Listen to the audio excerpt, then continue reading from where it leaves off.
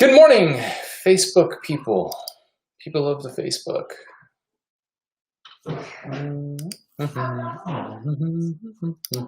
Just waiting on Facebook's 8-second delay. There it is. All right. Happy Thursday. Lest you're my son to watch. Minor glitch. It says that today is Saturday. Yep.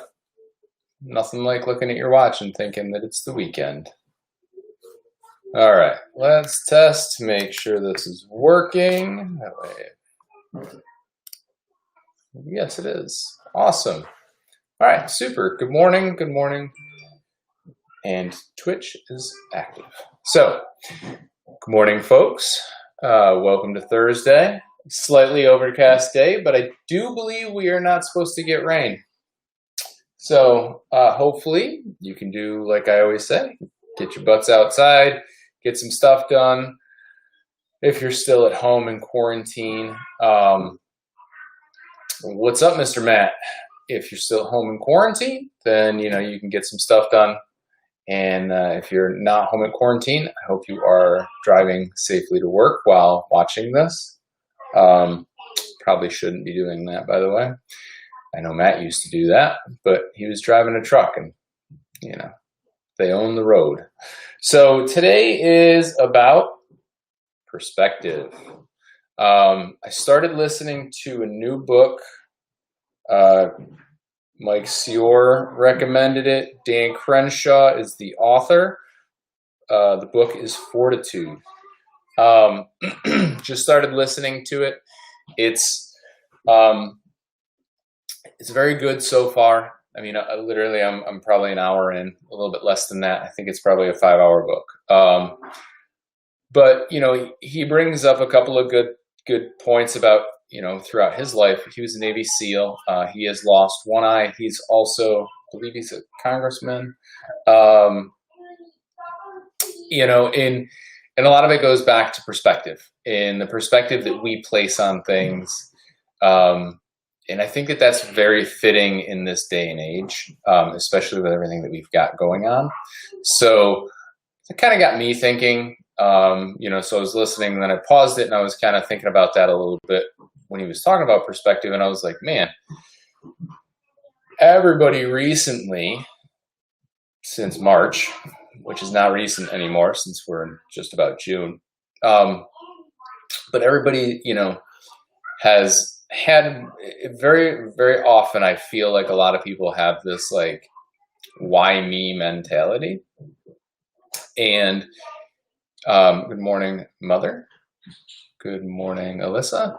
And that's just one of those things where, it's everybody literally, like, this pandemic is worldwide. So, it's just one of those things where it's not you, it's everyone. And if you step back and you look and you think of like this is literally like, let's say that it lasts from beginning to end for 6 months, 8 months.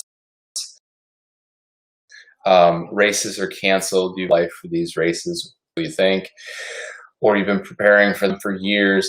It's, you know what? But everybody doing that race is stuck in that same boat. And oh,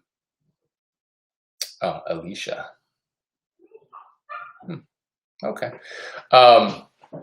So, everybody's in that same boat. So it's to like kind of step back and think like, what is, there's always more pressing issues. And one of the other things I was listening to the other day was on The Doctor's Pharmacy with Mark Hyman that I highly recommend. It's an amazing podcast. He always has great guests on. He's a super intelligent guy, but he has dialogue that is easily digested and understood by someone who's not a doctor, not in the nutrition field, not in the health and wellness field. Like, anyone can listen to it and understand it. And one of the things that, Mark had a guest on, and they were talking about this pandemic. This pandemic has overwhelmingly taken the lives of a lot of extremely overweight, let's call them obese, extremely obese people. And when that is the primary demographic that is being affected by that, they brought up a really good point, and this kind of, again, all of it, I kind of find all of these bits and pieces and put them together, is the obese population accounts for over 2/3 of our population is obese, right? So 66%. So, and then we've got another 15 to 25% that are overweight. So the dietary guidelines are put in place for a healthy human being, right? So, and if you didn't know that, now you do. Dietary guidelines are put in place based on a healthy individual.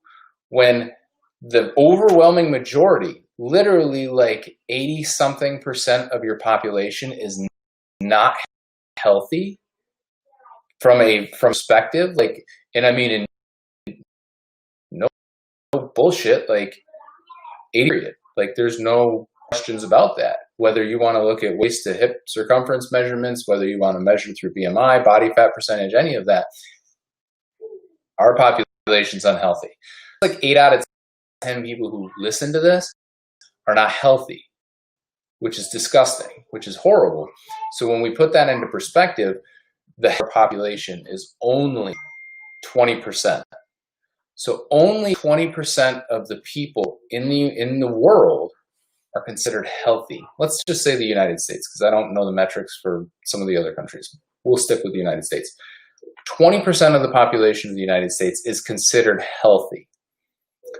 So, and that's, again, we're looking at BMI because BMI can be a skewed index, but when we also look, we can look at waist to hip circumference ratio, which is a better indicator because that's literally taking your abdominal adipose tissue into account, you know, as well. So when we're an extremely unhealthy country, and we need to change that. And this is that perfect opportunity to change that. So it's this whole why COVID has ruined, you know, my life. And it's like, you know, if you're worried about getting sick or you're not worried about getting sick, you're probably in the high risk category and you don't even recognize it because it's become the norm. When 80% of the people, and when 8 out of 10 people in a room all look the same, and 2 out of those 10 people are normal, well, those 2 out of 10 people are just small. And that's not right. It's actually completely wrong, but it's all how we view it. You know, if I walk into a room full of people who are 300 plus pounds, I'm the anomaly in there.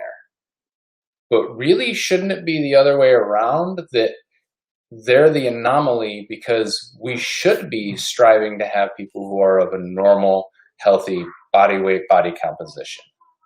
So when I talk about perspective, it's, you know, if you surround yourself with people who are all overweight or obese, well, then you're part of the norm. But I want all of you to strive to be the true part of the norm, that 20%. I want you to strive to be part of that 20% and say, well, you know, everybody, what is that's like, you know, no one in my family runs or something. And, you know, obesity runs in my family, and like the response is like, no one in your family runs. And it's, you know, and it's a joke. We need to learn to take those again as a joke. But the bottom line is, like, everybody in the family is obese because you all have similar eating patterns. Maybe if you changed your eating patterns, none of you would be obese. Food for thought, literally, figuratively, intended. So when I was listening to perspective, and I was, you know, listening to this other podcast from the other day, I started really thinking, like, the point of view, what can we do to change our population? Because if we have a pandemic like this happen again, it's obviously like the target audience of the pandemic is eliminating the overweight and obese, the obese population. It's really drastically affecting that population. Do you want to be part of that population? If you don't, it's time for you to make that change. If you want to continue to risk it, just have, then you will continue. Sorry, apparently my wife has decided that she's going to text during the. Thank you, Elizabeth. There you go. And borrow your pen. See, she just must be. It's really busy in the OI. So my point being, we look at things from perspective. You have to think of, especially when it comes to your nutrition. 20% of our population is normal, is of normal height and weight, waist circumference measurements. Those aren't bullshit numbers. Like, they might be skewed a tiny bit, but they're not off. It's your same with your agenda. It's that we can hear every day on the news, choose to listen to it. So you need to take a deep dive inside of you and say, where am I at? Where do I want to be? And how the hell am I going to get there? And if you don't know, obviously you can reach out. But it's time to stop allowing an obese lifestyle to be part of the quote unquote norm, because literally you've not the basis of how it is killing you. And it literally is killing you. You know, you don't find, as I heard this years ago,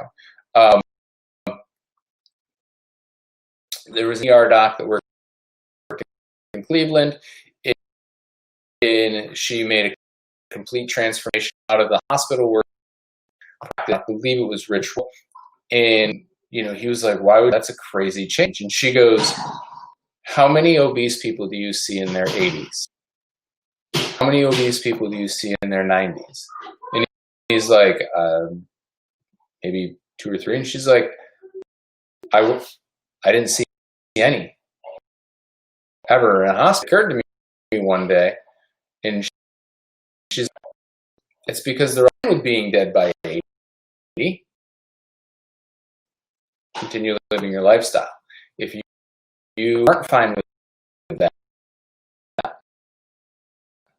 you take a step, look at your, and see your inner circle. Everyone's just like me. We all have the same eating habits. It's time we make a change. And what we talked about 2-3 days ago of the impact you can have if you change 2 friends, 2 family members, 2 coworkers, and your 2 kids, you could create a whole new generation of healthy people.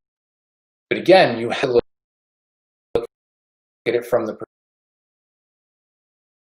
perspective of what is a healthy person is under 24.9 relative standpoint, you know, reference measurements. So that's today. Today's perspective on getting a grasp on the fact that 80% of our population is overweight or obese, which means only 20% of our population is considered healthy. That's disgusting, because that's a recipe for even earlier, you know, death rates. In, you know, the fact that death rates have actually, you know, more, you know, the age at which people start to die is actually coming down because of how unhealthy is pretty bad. With all the medical, you know, you want to put it all on medical, with all the medical intervention we have, we still have, you know, instead of people dying at 88, good morning, Tracy. Instead of people dying at 88, they're dying at 86, 85, 84. But yet we have more and more medical intervention. But people are dying at a younger age. Medicine can't save you. Only you can save you. And the only way that you are going to be able to save you is by putting your health and wellness above everything else. So that's it for today. Today's Thursday. We'll be back on tomorrow. Finish up the week. Tomorrow's Friday. I hope you guys have a great day. If you have any questions, shoot me a message, an email. If you have my phone number, you can text me. We're always here to help in any way that we can. I truly want to see those numbers. I would love it if in 10 years, I was saying those numbers went from 80-20 to 70-30 to 60-40 to 50-50. And eventually, before I die, it would be awesome if we had a population that was 80-20, 80% being healthy human beings, 20% being that minority. Think back to when you were a kid. How many obese kids did you have in your first grade classroom? Go dig out the black and white photos if you have to. You didn't have any. What's changed? The shit food that we eat on a daily basis, the fact that no one wants to take time to prepare healthy meals. So it's on you to be that person in your home to make that happen. No one else is going to do it. Medicine's not going to save you. Medicine will kill you. If you disagree with that, then why is the age at which people are dying coming down? So food for thought. Have a great day. It's 8:15. Get outside, get something done. And Tracy, I'll look at the message that you tried to interrupt me with in a minute. Thanks, guys. I'll see you tomorrow.